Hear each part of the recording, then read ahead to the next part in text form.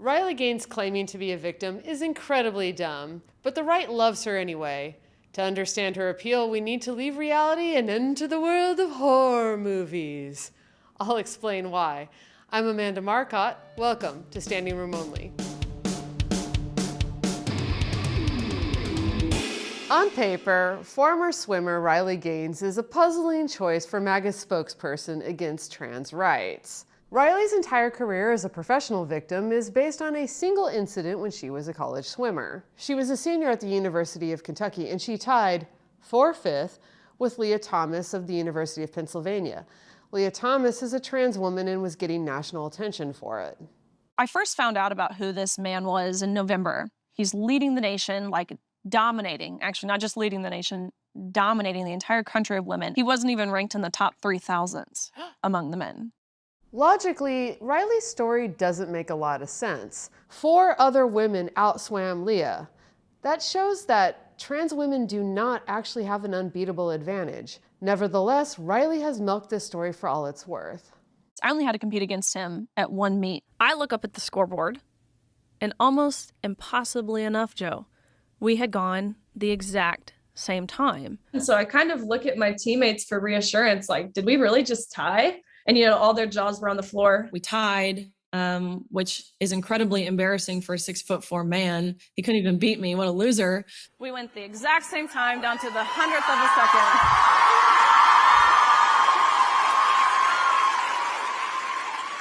I know, it's kind of impressive to tie a 6'4" man, right? Yeah. They're unbeatable, but then we tied and even Riley seems to get that her story is not actually a devastating tale of victimization. She didn't lose her trophy. They sent her 5th place trophy to her in the mail. So she tries to titillate her audiences with literal locker room talk. The first time that we became aware we would be undressing next to this 6'4", 22-year-old man, fully intact, fully exposing himself, was when we were inches away from said man. His feet are huge. Of course, wearing a women's swimsuit with a bulge. How big is her cock? Well, You've seen her cock, right? We all did. How was he handling the tucking himself into a suit? Is that, it's all exposed? Are you right there witnessing this? Yeah, so again, was he getting help from somebody? I got out of there before I even saw him putting on a women's swimsuit. She's like, I didn't actually see it, but she knows what the men want to hear. And there was a penis. I've never been so afraid. It's weird to talk this much about someone else's junk. I really have to wonder if Riley's husband gets jealous. I know I would be if my partner was talking this much about someone else's crotch area. Riley was never a professional swimmer, but she's done well as a professional victim. Nor is she just opposed to trans women in sports. She's opposed to trans rights generally. I do not believe trans women are women, and so I'm saying that up front. The trans rights movement, let's call it what it is in virtually every scenario. It is the men's rights movement. I believe the gender ideology movement as a whole really is an attempt to normalize pedophilia. They're pursuing this aggressive attempt to fully eradicate women as a whole. She's like, I knew in my heart when Lia was changing in the room after I left that she wanted to eradicate me. And she's starting to use the language of demons and Satanism when talking about trans people and their allies. Again, being a Christian, the Bible tells us that we will reach a point where bitter is seen as sweet, dark is seen as light, and evil is seen as moral. It's undeniable that that's not what we're seeing now. I think Satan has done a really, really good job, as he does, in being deceitful in the way that he has, and ultimately altering the words that we use. You think of the gender ideology movement, using words like trans woman or the preferred pronouns, but incorrect pronouns. Are some of the things they do satanic, would you say? Yes. Okay. Really? Not surprised by that. They practice these satanic things based off of the posts and based off of the content that they like on social media. It's very, very just bizarre. They have bondage all over their bedroom wall where they sleep every night. She wouldn't know a good time if it bit her on the ass. This language isn't metaphorical. She's being quite literal. Today's trans panic grew out of the satanic panic of the 1980s. I'll talk about this more during Pass the Mic with my guest, Stacy Lentz. Those who remember the satanic panic, or at least have read about it, probably know the details. For a few years there, a whole lot of people lost their minds. There was a widespread fear that Satanists and the devil were a real threat. Most people got over it, but for the Christian right, the satanic panic never really ended. To this day, social media is awash with people saying that demons are trying to possess them. If you're seeing this, it could mean that you currently have an entity attached to you. I've dealt with it myself, and I've actually unmasked them and saw faces on them, so I know that they come with these certain things. A demonic spirit descended upon Beyoncé during a concert, and she appeared to be possessed in the middle of her performance, and some even claim she had made pacts with the devil. But let's forget all that and stay focused. No one gets that core strength from God. It must come from Satan. It's never really been about Jesus or the Bible. I spoke with Dr. Joseph Laycock, who wrote The Exorcist Effect. He confirmed that this demonic paranoia really goes back to the 1970s, and it owes a lot more to movies like The Exorcist and Rosemary's Baby. It's gotten a recent boost due to The Conjuring, which presents itself as a real story, even though the true-to-life Ed and Lorraine Warren were total frauds. In the 80s and 90s, the Christian right's Satan mania was focused on things like heavy metal, Dungeons and Dragons, and Ouija boards. These days, they're more likely to see demons in the rainbow flag. And that's why you're seeing the explosion of transgender and all this, and to me, ma'am, it's demonic. Satan traffics in the world of confusion. And if he can get someone confused in this area, he robs them of their God-given gender, because he made that person a male or a female for a purpose. We should probably talk about how deadly and demonic the trans cult is. This is why Riley has become the face of the anti-trans movement. Simply put, she looks the part. Demonic possession stories need an innocent victim. Think Linda Blair in The Exorcist, or Heather O'Rourke in Poltergeist, or the whole gaggle of daughters in The Conjuring. Riley is 25, but she has a round face and a childish demeanor. Visually, she evokes the trope of the scared little girl in demon movies. Riley favors fluffy, lace, pink outfits. I had so much fun looking up those pictures. Even though she started as an athlete, she tries to avoid looking strong and capable. She even makes a big deal out of how petite she is, which is doubly weird because female swimmers tend to be really tall. What we got? 65.5 on the nose, a hair below actually. 5'5.5". So this is for the Wikipedia people who list me at 5'9". Plus, there's something really childish about how she's always talking about how she didn't get her trophy. And she's not just going after trans people. She's desperately trying to target progressives as demonic threats to children. She recently challenged Representative Alexandria Ocasio-Cortez to a debate, and in the process, she implied that AOC is a Satanist. Look, her position is morally bankrupt and it's politically foolish. I want to honestly challenge AOC to a debate. She can defend socialism. I will defend capitalism. She can defend removing God. I will defend embracing a biblical worldview. She can defend child sacrifice. I will defend the sanctity of life. Needless to say, AOC declined this offer to debate whether she sacrifices children to the devil. But this whole incident shows how much Riley's politics live in the land of make-believe with tropes drawn from horror movies. From the beginning, Riley's story never made sense.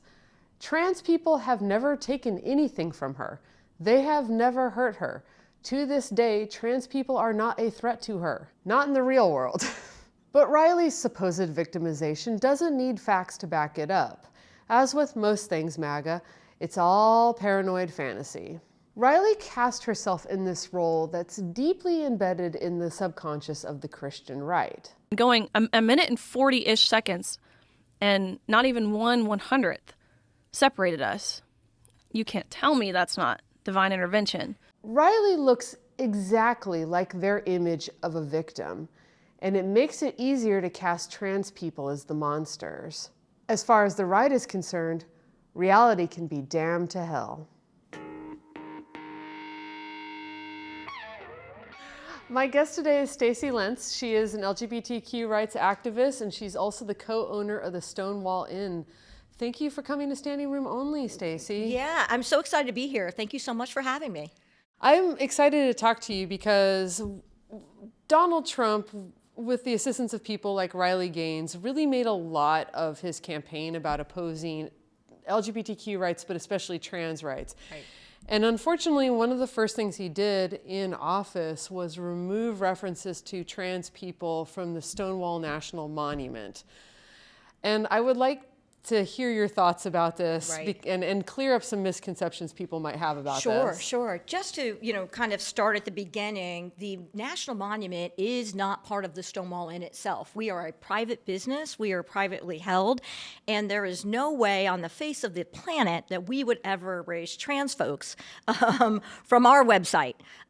So the monument is really the park across the street and kind of the surrounding area, and is owned by the federal government. Again, us as a private business, we have fought hard for trans rights, and when that news hit, we came out and immediately ran to the New York Times and had conversations explaining that it's alarming that the Trump administration is trying to erase trans folks, not only from LGBTQ history, from public existence. You're right, he campaigned on it, and it might be one of the few campaign promises he's keeping right now, right? Trying to demonize and erase trans folks. So we really launched an entire campaign ourselves saying there was no Stonewall without the T. Yeah. And that really is the truth. Trans folks were an integral part of the Stonewall riots in 1969, and really kept those riots going. So there's no way we would let that happen on our watch. We like to sometimes say we're the innkeepers of history, and again, would just never let that happen. And we're deeply troubled that the U.S. government and the Trump administration felt the need to take trans folks off the website. Again, about a month later, they even tried to erase the bi folks and erase B and Q. So it was just going to be the LG, national monument, right? So it's just alarming. But it just goes to show, what he campaigned on and what he's trying to do to demonize and really make trans folks the villain in all walks of life, which is just crazy. It is insane. And I think a lot of our viewers probably know the story of the Stonewall riot that happened at the bar co-owned. Yeah. But some may not. So I'd like to ask you to kind of explain it, and especially why trans people were at the center of that particular incident. Yeah, so in the the 1960s, it was actually illegal for LGBTQ folks to gather in public, for LGBTQ folks to be served a drink, and a big law was that you had to wear 3 articles of clothing that match your gender, or you could be arrested. 3. So they're going to count them? Yeah, right. So right now, we would both be, taken down to the station in 1969, which is kind of crazy because it really isn't that long ago, right? No. I mean, to think about that, LGBTQ folks, couldn't gather in public, couldn't even be served a drink of alcohol, and then had to wear 3 articles of clothing that matched their gender. So ironically enough, the mafia found money in gay bars, especially in New York, and would buy up LGBTQ bars, throw up, just black paint, barely running water. But they would pay off the police to get around those laws, right? So that way, LGBTQ folks could gather together, have a drink, and those kind of things. The mafia only did that to make money. They certainly weren't necessarily our friends at that time period, but that's how it worked. So often, the police would come in and raid gay bars if they weren't paid by the mafia that particular week. And in June 28th, 1969, the police came in because Genevieve's crime family, who owned Stonewall at the time, did not pay them off. And LGBTQ folks really stood up and said, we're here, we're queer, get used to it, we've had enough. You have to think in the 1960s of everything that was happening, right? It was, the women's rights movement, the civil rights movement, there was protest against Vietnam. You're heading into just a time when people were really standing up for equality. So I think LGBTQ folks on that particular night finally said enough is enough, and it's our turn, to kind of be authentically who we are. That particular night, a lot of folks said it was maybe Marsha P. Johnson, Sylvia Rivera, who were trans women of color, who were, kind of involved in the LGBTQ rights movement that possibly started it, or Stormy Day LaVille, who was also kind of a drag king / trans person during that time period. You have to remember that the word trans and how people identified didn't really exist the way it does in 1969. So Marsha and Sylvia are now referred to as trans activists, even though during that time period, they probably didn't have the language to even describe themselves. Yeah. So they were really the ones that, even if they didn't start it, over the course of the next 6 days when the riots happened, they were out there at the forefront keeping it going. Yeah. Essentially because they had nothing to lose, right? They were, folks living on the margin and trans women of color who really didn't have the same kind of privileges that a lot of the LGBTQ folks, even in 1969, like I would have with my white privilege and my cis privilege.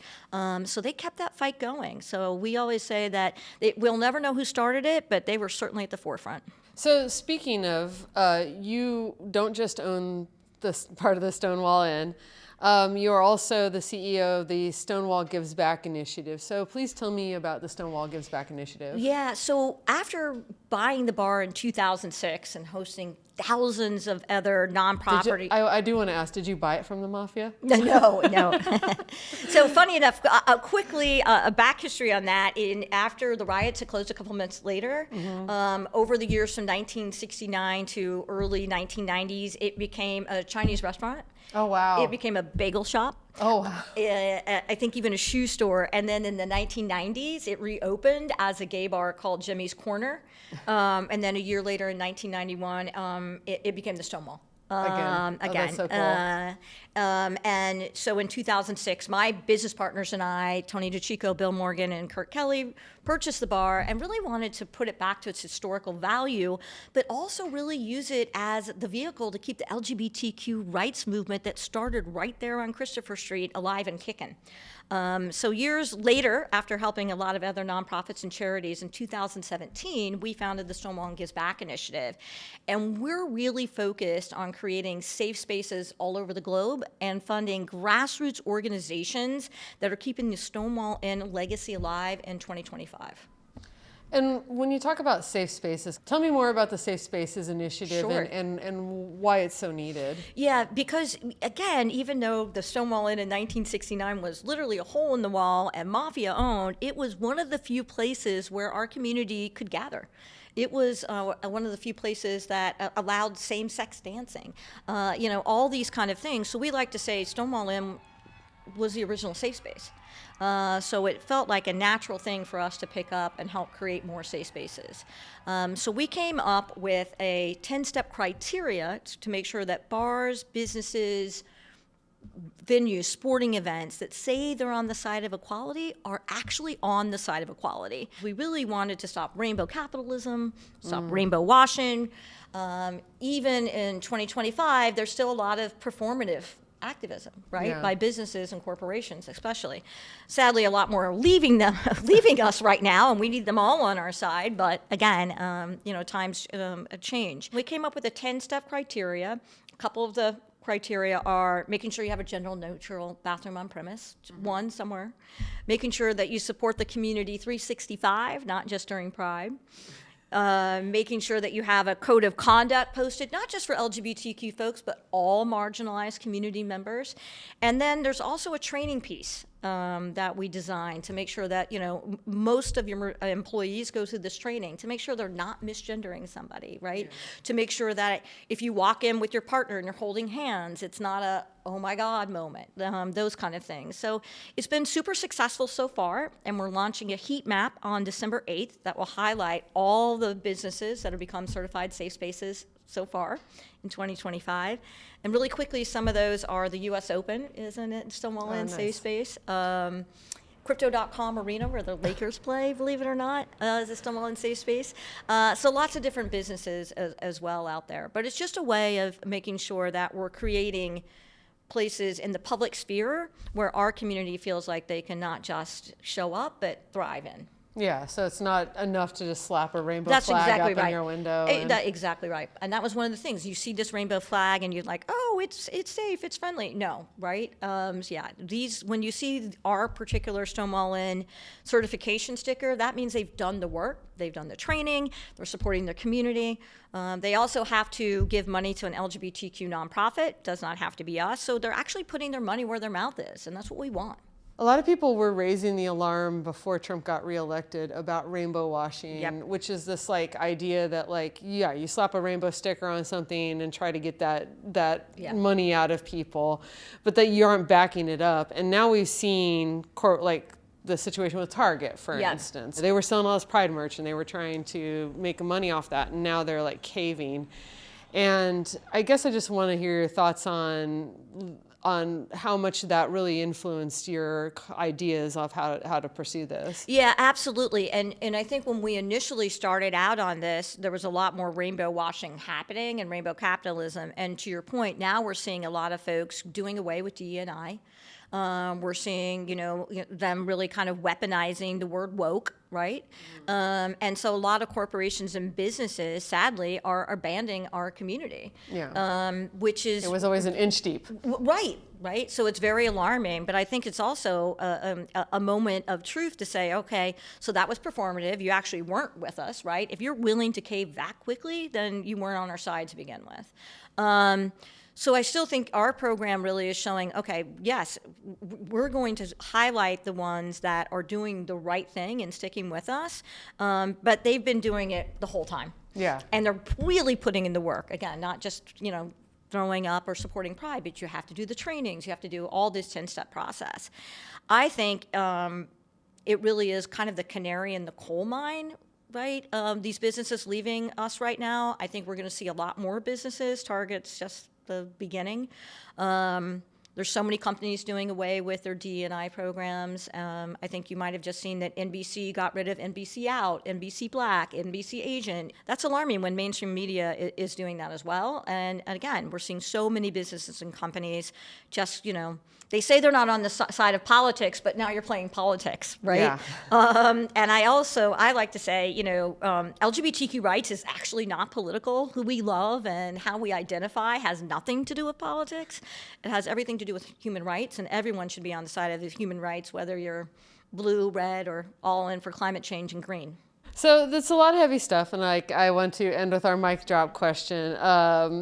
And you own a entertainment location, so I wanted to ask you, Donald Trump has knocked down the east wing of the White House to build a ballroom. Right.